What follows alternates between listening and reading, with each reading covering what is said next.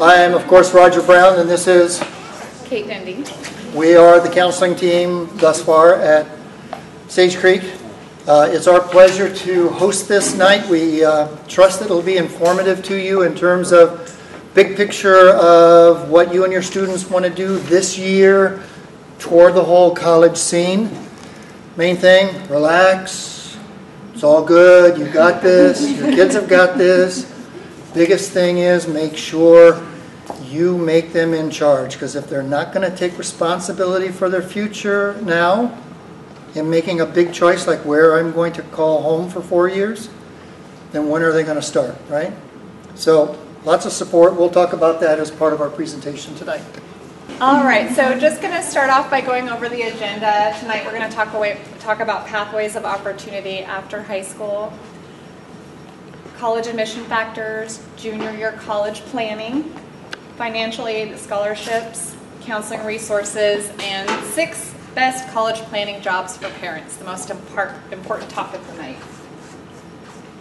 Mr. Brown and myself are divided by last name for the students that we work with. Mr. Brown has last names A through LA, and I'm LE through Z. Students can come see us at lunch or after school, and if we're not available, they can come pick out a counseling form, fill that out, and we will call them in at another time. So some of the different pathways of opportunity after high school: the workforce, military, trade and vocational schools, 2-year colleges, and 4-year colleges. We'll spend most of the time tonight talking about community colleges and 4-year colleges, but we would like to at least touch upon joining the workforce. More training is more of a livable wage. So if a student's going to go right out into the workforce, we really encourage them to find a job where there's actually training or some sort of apprenticeship. Joining the military, these are the different branches of the military. And to enlist, a student must graduate from high school, have a minimum score on the ASVAB, and complete a physical exam.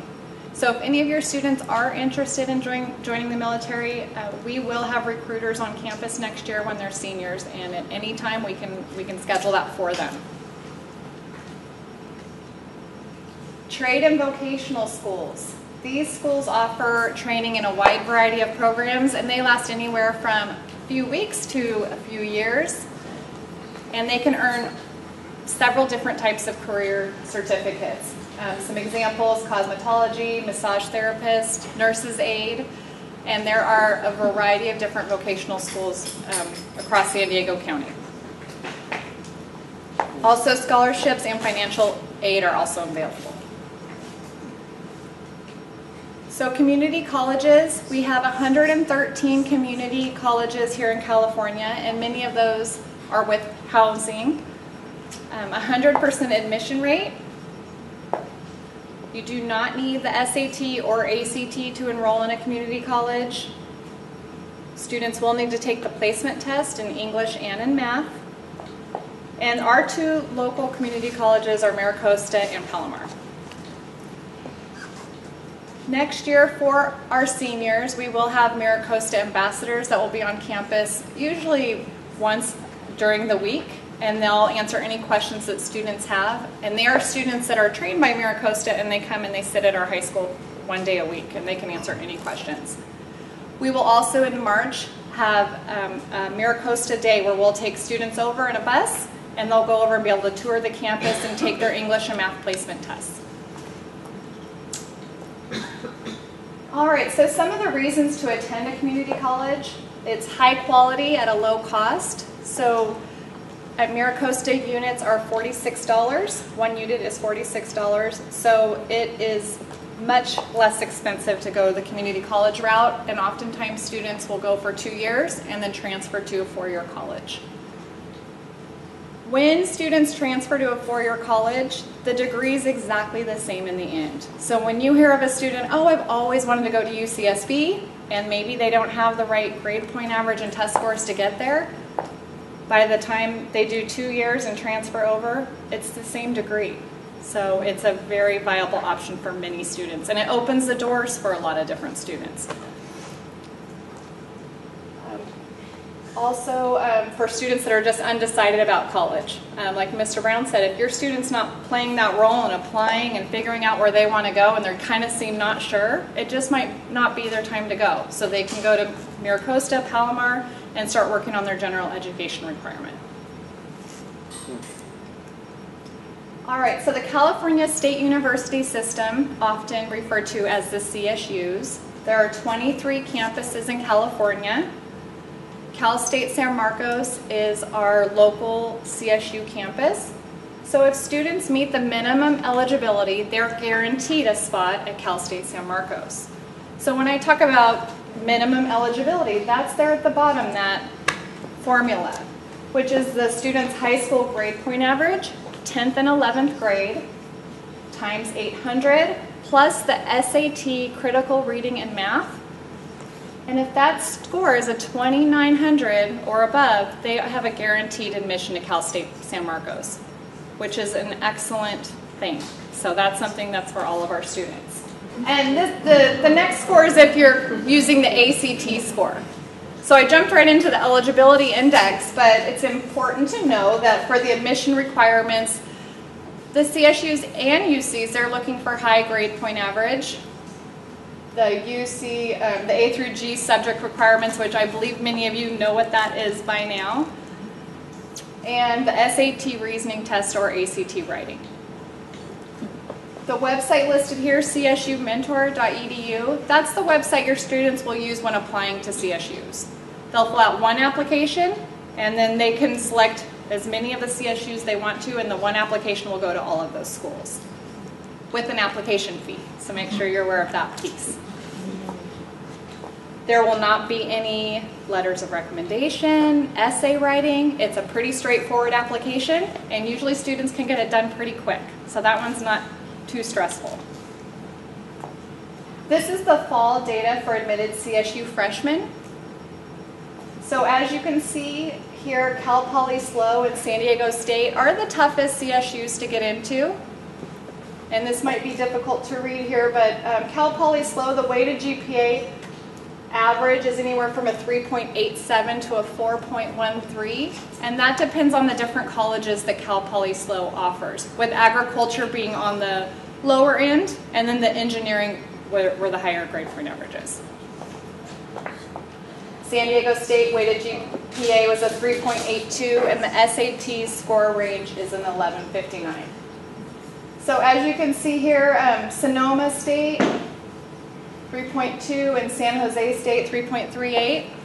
So there's 23 campuses, and what you can do is you can go onto each website, and this information is listed for pretty much every college across the country. All right, so the University of California system, there are 9 campuses, and they also are looking at high grade point average, rigor of courses, the SAT test or the ACT with writing, 2 SAT subject tests is optional. So in some cases, the UCs might want to see the subject test, and specifically in certain majors. So for students that are interested in going into maybe an engineering major, they might want to take the SAT 2 and a science SAT subject test. And take those tests right after they've completed a subject they feel confident in. So we'll talk more about the testing piece in a little bit, but for the UCs, it's optional for the SAT subject test, but it's an added value on their application. 2 personal statements, which have not changed for many, many years. So if your student wants to get going on those personal statements, they can look at the prompts and maybe this summer just start thinking about what they might write about. And the personal statements is an opportunity for the students to show something that they haven't shown in their application. So they're going to answer all those questions that UC is asking them, but the statement piece is going to just allow them to elaborate on something that the reader has otherwise not been able to tell about them. So that's an important piece. Extracurricular activities are helpful.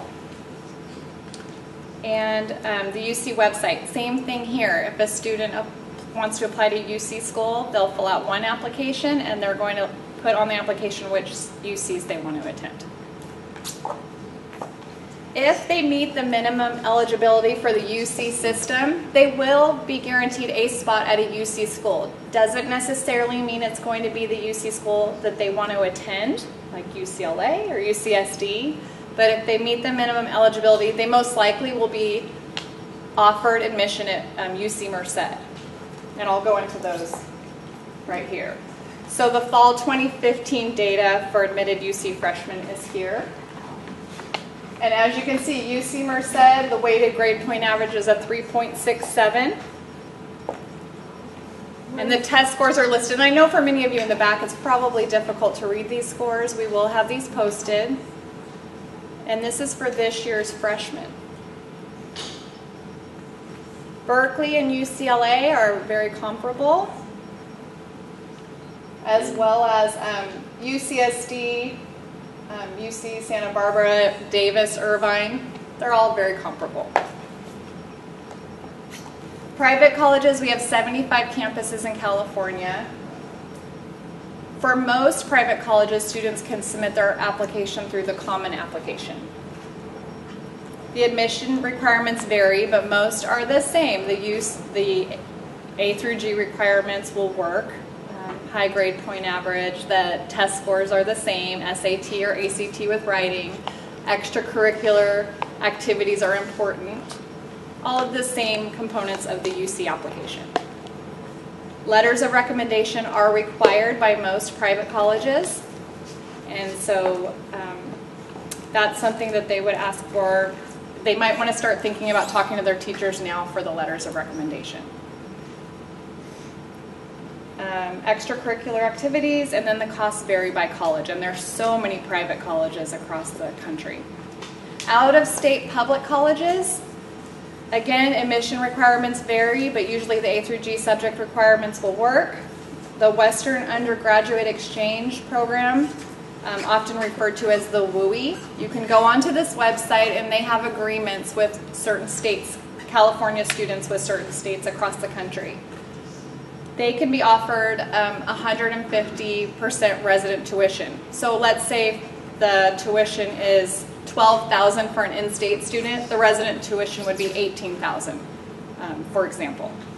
So many colleges across the country are very interested in California students. Our students are very well educated. It shows diversity on their campus. It's a good way to spread the word that they're a well-known college. So it's a very viable option, and many out-of-state colleges will often be the same tuition as an in-state here in California. So it's definitely worth looking into if your student is interested, because they can offer all sorts of scholarships that you might not otherwise see here in California. All right, so these are some college admission factors. Of course, with number one being your grade point average. So grade point average and strength of the curriculum is very important. Colleges like to see an increase in rigor as long as your student's performing well in the classes that they're in. So if your student's in English 3 honors right now and doing well, or English 3 AP and doing well, then they would be expected to go on to English 4 AP. So increase the rigor as long as it's working for your student. SAT or ACT scores is the next most important factor. And then it goes down from there. The personal statements, the student demonstrated interest, counselor and teacher recommendations, and the teacher recommendation. So for the UCs, they're doing a holistic review, and they're looking at these factors when determining admission. It doesn't add up to 100% because the question is, which of these factors do you rate as most important? And so it's 84% of those colleges responding to the survey said grades in college prep classes are numero uno with a bullet. So it gives you a sense for each item how prized that is for each of the colleges.